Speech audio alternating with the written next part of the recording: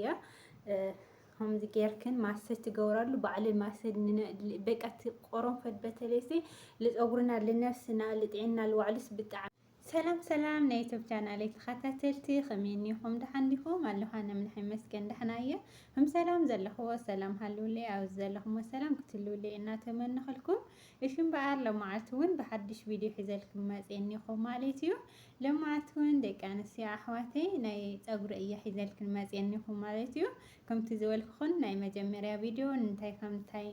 ከሊና ከም ዝኽእሉን ፀጉርና ክንክን ድምር ከለና ኢለ ሒዘልክን መፅየ ነይረ ሕጂ ከዓ ሓደ ኢለ ክጅምረልክን እየ ከም ዝበልኩን ከም ቃለይ መሰረት ሕጂ እውን ናይ ፀጉሪ ሒዘልክን መፅየኒኹ ማለት እዩ ፀጉርና ዝተመናጠሰ ፍርቃ ፍርቂ ቁርፅራ ዝኾነ ፀጉሪ ንዕኡ መድሓኒት ዝኸውን ብቐሊሉ ኣብ ገዛና ንረኽቦ ንኽእል ብቐሊሉ ወላ ኣብ ዓዲ ዓረብ ለለና ኩሉ ግዜ ካብቲ ገዛ ዘይፍለ ማለት እዩ እና እሱ ሒዘልክን መፅየኒኹ እዚ መጀመርያ ካብ መጀመርያ ክሳብ መጨረሻ እቲ ቪድዮ ረኣዩ ማለት እዩ ምክንያቱ እቲ ቪድዮ ከምቲ ኣነ ዝሰራሕክዎ ጌርክን እንድሕር ሰሪሕክኑ ከምቲ ኣነ ጌርክን ከምቲ ንዓይ ዝጠቕመኒ ክጠቕመክን ይኽእል እዩ ይጠቕመክን እዩ እውን እንድሕር እቲ ቪድዮ ከይረአኽን ፍርቁ ርኢኽን ኩሉ ከይረአኽን ኣጠቓቕምኡ ኣሰራርሕኡ ከይረአኽን እንድሕር ተጠቒምኩኒ ግን ምንም ከምቲ ኣነ ዝሰራሕክዎ ስለዘይኾነ ክጠቕመክን ኣይኽእል ማለት እዩ ስለዚ ሓደሽቲ ዝመጻኽን ሰብስክራይብ ጌርክን ጀምርኡ ቋዕ ሰላም መጻኽና ቻናለይ ነባራት ከዓ ላይክ ምግባር ኣይትረሳዕኽን እቲ ቪድዮ እውን ክሳብ መጨረሻ ክትሪኡ ይላበወክን ማለት እዩ እና ለማዓልቲ ከምቲ ዝብለክን ዘለኹ ናይ ፀጉሪ እያ ሒዘልክን መፅየኒኹም ማለት እዩ ሕጂ ናብ ኣሰራርሕኡ ከብለክን እየ ድሓር ከዓ ተመሊሰ ብገፀይ ክመፀክን እየ ናብ ፀጉሪ እናገበርክዎ ማለት እዩ ናብ ኣኸብለክን እሺ እምበኣር ክብራት ኣሕዋተይ ኣብዚ እኒኦ ቀሪቡ እኒኹ ቆረንፈድና ሮዝ እዮም ዘድልዩና ከምዚ ጌርና እዚኣቶም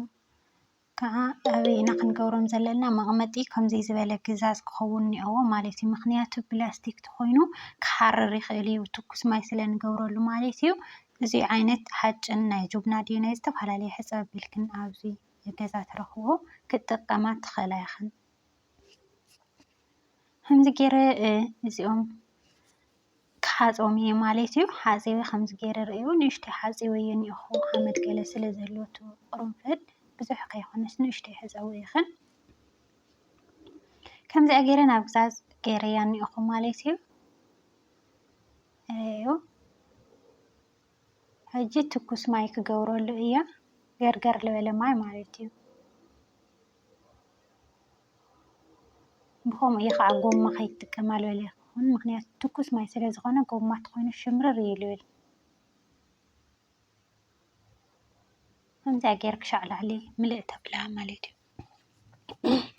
ዓብይ ዝኾነ ነገር እውን ክትጥቀማ ከም ድሌትክን ብዙሕ ክትጥቀማ ትኽእላ ውሕድ ክትጥቀማ ትኽእላ ማለት እዩ ርእዮ ከምዚኣ ገይረ ብማንካ ጌርክን ኣሕብር ተብላ ማለት እዩ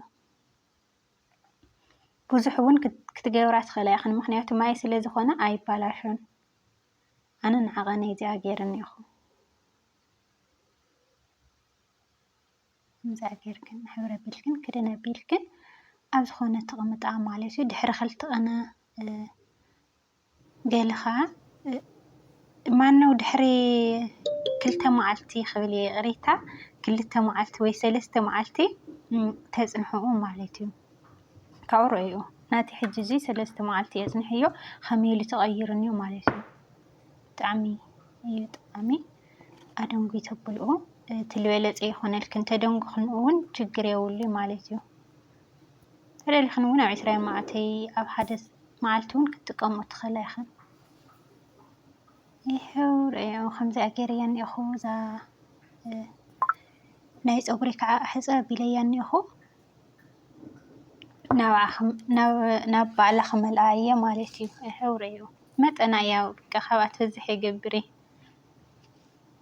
ብዙሕ እውን ክገብር ይኽእል እየ ግን ኣነ ሓድሽ ክገብር እየ ደስ ዝብለኒ ማለት እዩ ሓድሽ ክሰርሕ እሱ ከምዚኣ ገይረያ እኒአኹ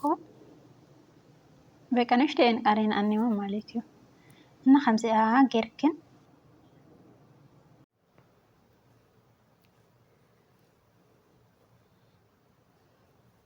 ቻው ተመሊሰክንኹ ማለት እዩ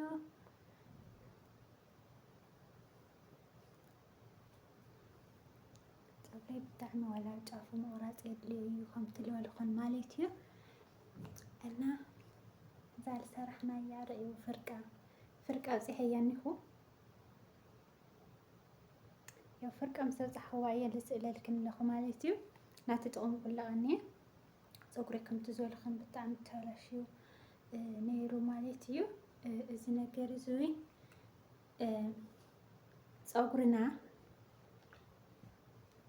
ፀጉርና ኣብዚ እኒኦ ምሽ ፀጉሪ ጫፍጫፉ ናተይ ከም ዝለክልኹ ምስትኽኻል የድልየሉ እዩ ፀጉረይ ተበላሽዩ ቀኒዩ ደውሪ እየ ኣይለክን እየ ቀዲማ እውን ማለት እዩ ቅድሚ ሕጂ ቪድዮ ሰሪሐልክን ነይረ ኢና መጀመርያ ቪድዮ እና ሕዚ እያ ምሳኻትኩን ኮይነ ክንክን ዝጅምረሉ ኣለኹ ሶ ገና እዩ ምሳኻትኩን ብሓደ ኮይና ኢና ማለት እዩ እና ሕጂ እዚ ነገር እዚ ዝጠቕመኒ ንምንታይ እዩ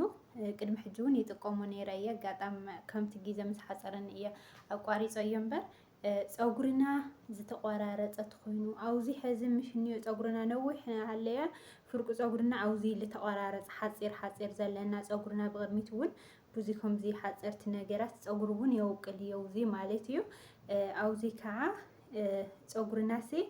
ሓፂር ነዊሕ ተኮይኑ ፀጉርና ኣብዚ ሰረቱ ማለት እዩ ሓፂር ነዊሕ ፀጉሪ ተሃልይና ትክክለኛ ሓደ ዓይነት ነዊሕ ፀጉሪ ይገብረልና ቁመቱ ሓደ ዓይነት ይገብረልና ዝሰባበር ኮይኑ ፀጉርና እውን ይብለልና ማለት እዩ ሓያል ይገብረልና ብጣዕሚ እዩ ጠቃሚ ማለት እዩ ቀሊል ክትሰርሖ ብቀረባ ዝርከብ እዩ ማንም ለብል የብሉ ቀሊል እዩ ማለት እዩ ካብኡ ከዓ ንፀጉርና ብጣዕሚ እዩ ጠቃሚ ንዓይ ማለት እዩ ካብዛ መጀመርያ ቪድዮ እንድሕሪና ከምታ ዝገበርክዋ ጌርክን ብጣዕሚ እዩ ክጠቅመክን ፀጉርክን ዝተቆራረፀ ተኮይኑ ፍርቃ ተኮይኑ ብዙ ኣብዚ ነዊሕ ሓፂር ተኮይኑ ብጣዕሚ ትክክለኛ ፀጉሪ የውቅለልካ እቲ ሓፂር ነዊሕ ዝኾነ ደግሞ ሓደ ዓይነት ቁመት ዝኾነ ፀጉሪ ክትውንና ይገብረክን ማለት እዩ እና ብጣዕሚ ጠቃሚ ንዓይ ብጣዕሚ ጠቅምኒ ማለት እዩ ፀጉረይ ብጣዕሚ ሓደ ዓይነት ክኾን ፀጉሪ ገይርዎ ብጣዕሚ ደስ በሃሊ እዩ ማለት እዩ ብጣዕሚ ዝጠቅሞ ነገርስ በቃ ፀጉርካሲ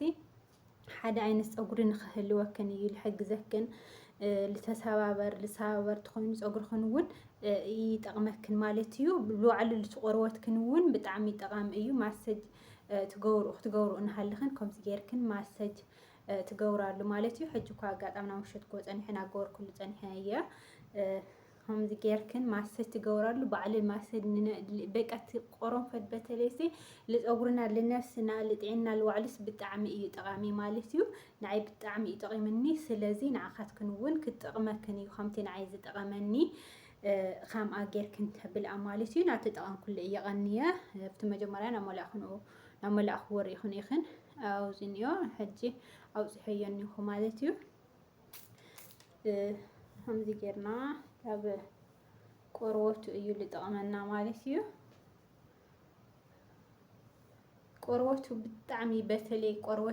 ቆርበት ናይ ፀጉርክን ዘሰሓየክን ተኮይኑ ቀንዲ ከዓ ሓፂር ነዊሕ ፀጉሪ ተሃልይክን ብጣዕሚ እዩ ጠቃሚ ማለት እዩ ብጣዕሚ ጠቃሚ ካብኡ ካለ ድክም የብሉ ክሕፀወየ ኣይትብላ ምክንያቱ ኣይትሕፀው እዚ ጌርክን በቃ ኩሉ ግዜ ፅንሕ ናበልክን እውን ክትገብራሉ ትኽእላ ኢኽን ማለት ምን ዘድክም የብሉን ብጣዕሚ እያ ቀላል ብጣዕሚ እያ ጠቃሚት ምስ ዓረብ ስራሕ ክትሓፀብ ክተብል ዓሰርተ ግዜ ትደክም ኢኻ እዚ ግን ልሕፅብ የብሉ ለድክም የብሉ በቃ ትገብርኡ ብቻ በቃ ሕዚ ጎንጊንክን ተደሊኽን እውን ጎንጊንክን ትገብርኡ ትኽእላ ኢኽን ጎንጊንክን እናሃልክን ትገብራሉ ትኽእላ ኢኽን ማለት እዩ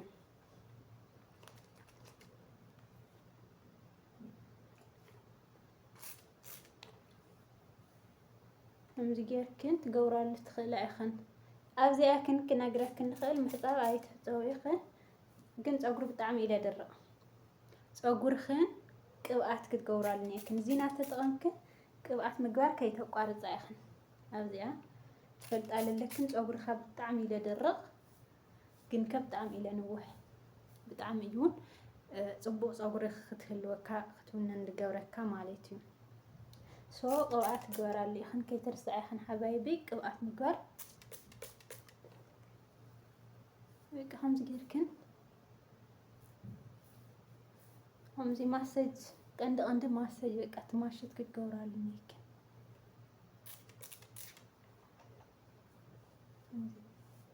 ፀጉርካ ልባዕልስ ደስ ክብለካ ማሰጅ ትገብረሉ ማለት እዩ በቃ ፅንሕ ናገርክ ክትገብረሉ ትኽእላ ኢኽን በቃ ለውጥስ ቀልጢፍክን ክትሪኣሉ ትኽእላ ኢኽን ኣመጣቕማኽን ከምታ ልገርክዋ ጌርክን ከምዛ ጌርክን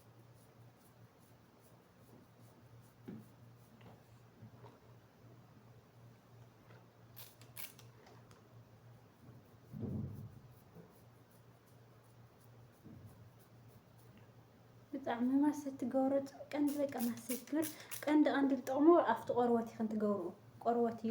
ኢሉ ጠቕመክን ኣፍቲ ቆርበቱ ትገብርኡ ማለት እዩ ብዙይ ናኸፈልክን ትገብርኡ ኣነ እኳ ዓንቲ ዝናገርኩሉ ነይረ እያ ኣኻትክን ከርእየ ብዙይ ብቅድሚት ትገብረሉ እምበር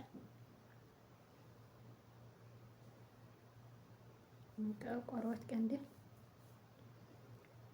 حبايبي نو فيديو كينو حكن مالتيو همزة أجركن تتقامل أخن مسج كعا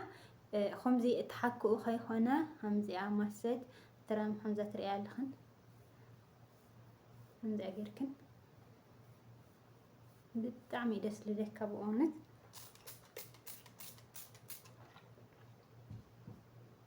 أنا حزبك يا أنيك تمعلت ثلاثة معلت زيادة نحق عنها ملا أخو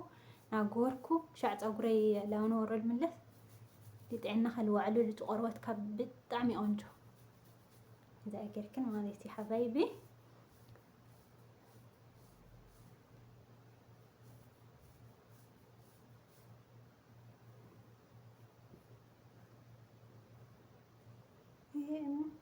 ብጣዕሚ ደስ ልልከና ቪድዮ ከይኑ ሕልክን እዚ ኣየ ሒዘልክን መጽ ነይረሎም መዓልቲ ማለት እዩ ተጠቀማላ ኢኽን ከምታ ለርአኹን ጌርክን ከም ተመስግናን ከዓ እርግፀኛ እየ ማለት እዩ ናክብራት ኣሕዋተይ ለመዓልቲ እዚ ኣየ ሒዘልክን መጽ ኒኹ ሳብስክራይብ ምግባር ከይትርስዓ ኢኽን ከምቲ መጀመርያ ዝበልኩን ሳብስክራይብ ግበራ ኢኽን እሺ ሳብስክራይብ ግበሩ ኢኹም ክብራት ኣሕዋተይ ብጣዕሚ እየ ደመስግን ባይ ባይ